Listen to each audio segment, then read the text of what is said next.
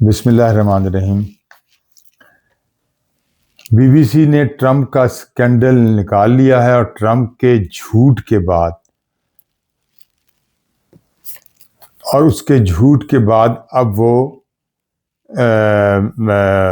बिल्कुल $15 फिर नीचे जो चीज़ है, मतलब कि $15 जो गिरा था वो फिर दोबारा राइज हो गया है। और बीबीसी ने ये कहा है कि ये ट्रंप ने किसी को जिसको फायदा पहुंचाना था ट्रंप ने ये झूठ बोल के, ताकि एकदम उसकी पेट्रोल कीमतें जो हैं वो नीचे आएं और हम उससे फायदा उठाएं। और उसने जिस शख्सियत को फायदा पहुंचाया उसको बीबीसी ने ट्रेस किया है। और ये इतना बड़ा स्कैंडल बनेगा ट्रंप को कि बाकी सारे स्कैंडल पीछे रह जाएंगे। ट्रंप अपने लिए लगता है कि पाँव के हर हिस्से पे कुल्हाड़ियां मार रहा है और उसका फ्यूचर तो बिल्कुल लग रहा है कि फारिग हो जाएगा। बहरहाल ये तो ट्रंप जो कुछ कर रहा है वो भुगत रहा है और ट्रंप बुरी तरह फंस गया है जंग के अंदर। इसके अलावा जो ईरान है वो अम्माद मिसाइल, खैबर शिकन मिसाइल, सलजीद मिसाइल ज़बरदस्त अटैक कर रहे हैं और ईरान के इन मिसाइलों को कोई नहीं रोक पा रहा।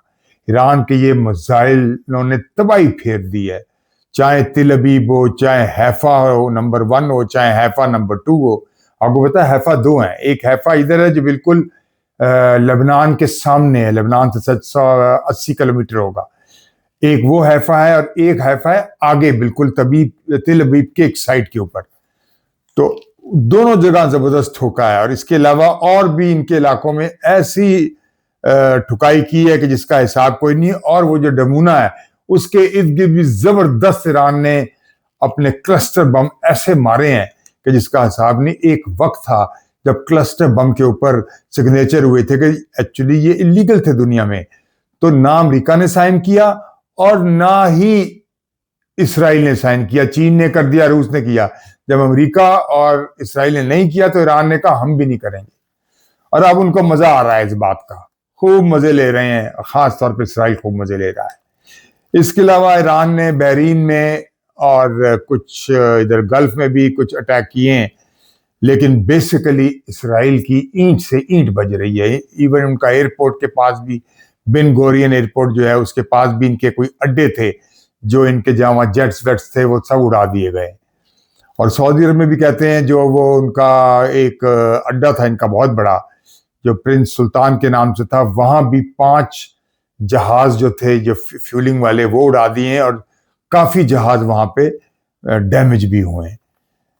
तो एक तो ये हुआ है। उसके बाद ईरान ने कहा है कि हम जब तक इनको सबक नहीं सिखा लेंगे हम कोई मुज़ाकरात नहीं करेंगे। ये ट्रंप झूठ बोल रहा है, हम अभी किसी मुज़ाकरात में हमने हामी नहीं भरी।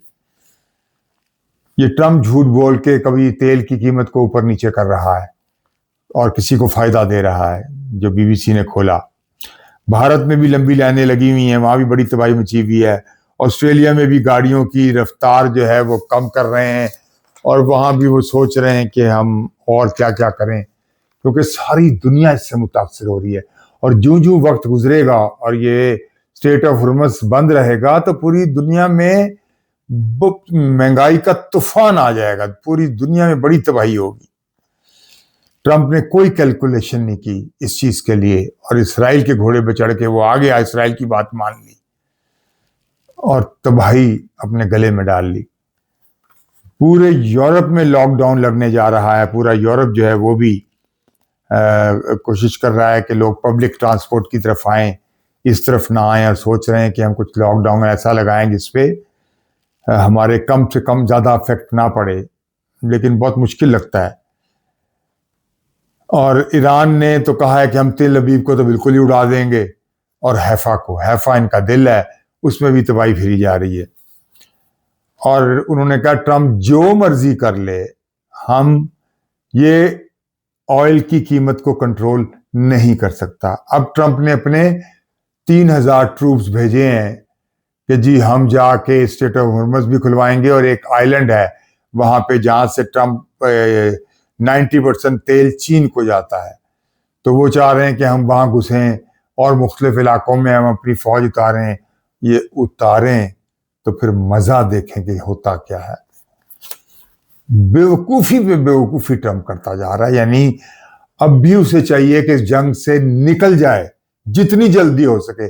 जितना और एक्शन लेगा उसका रिएक्शन इंतहाई खतरनाक होगा, और इसके अपने मुल्क के लोग, मुझे लगता है कि इसको मार देंगे। अपने मुल्क के लोग इतने खिलाफ हो गए, अवाम इसकी अपनी भी, दुनिया तो हुई हुई।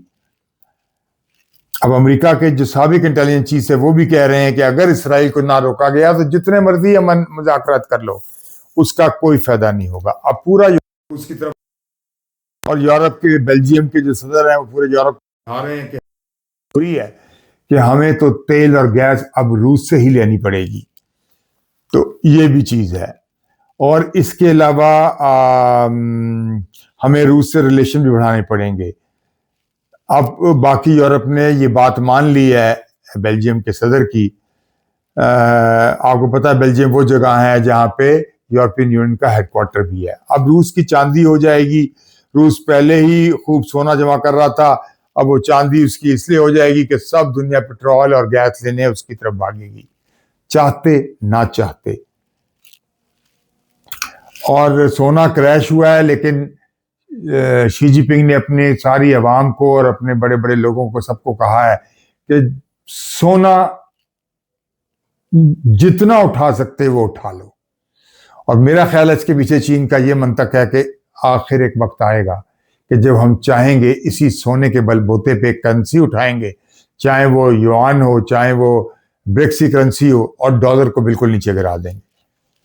तो इसलिए चाइना ने खूब सोना, अपने सारी अवाम को कह दिया कि खूब सोना उठाया। बिजनेसमैनों को भी कह दिया है जो इसका काम करते हैं।